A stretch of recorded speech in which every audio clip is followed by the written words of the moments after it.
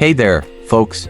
Welcome back to our channel. Today, we have a heartwarming and inspiring story to share with you. It's about a father who, in a unique way, taught his son a valuable lesson about life. So, let's dive right in. I had everything a teenager could want: expensive clothes, the latest phone, a luxury car waiting for me when I turned 18. I never once thought about where it all came from. I just knew that my father was rich. And because of that, I looked down on those who weren't. One morning, my father said something unbelievable. "Son, starting today, we are poor."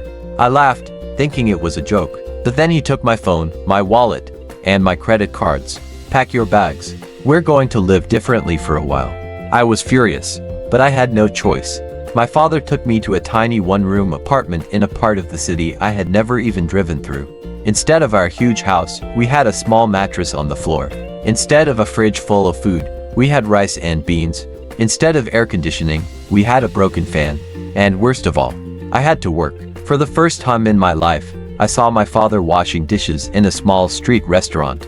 I felt humiliated. "Dad, why are you doing this?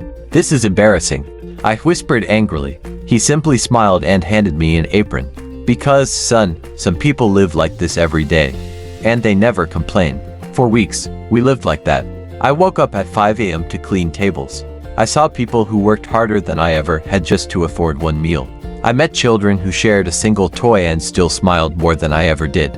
And slowly, something inside me changed. I realized that happiness wasn't in wealth.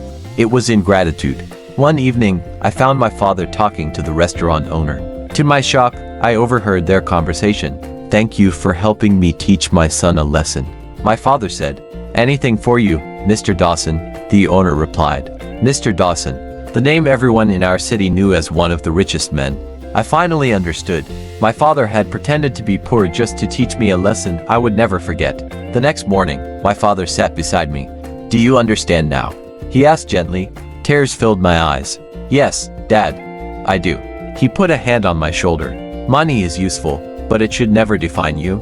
Character, kindness, and gratitude, those are the things that make a person truly rich." That was the day I truly became his son.